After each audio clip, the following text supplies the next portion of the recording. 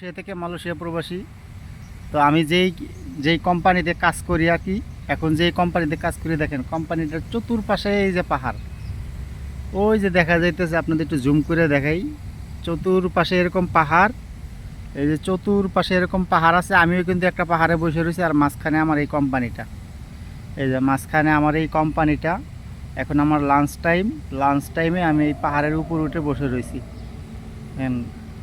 মানে এরিয়াটা দেখতে এত সুন্দর পরিবেশ, পাহাড়ের উপর উঠলে এত সুন্দর দেখায়। দেখেন ওই যে ওই সাইডটা পাহাড়, দেখেন রোদে জলমল করতেছে, চকচক করতেছে রোদ।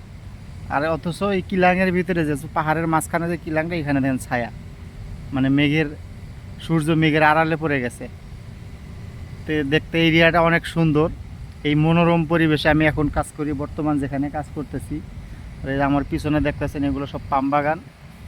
আমার পিছনে যেগুলো দেখতেছেন এগুলো পাম বাগান।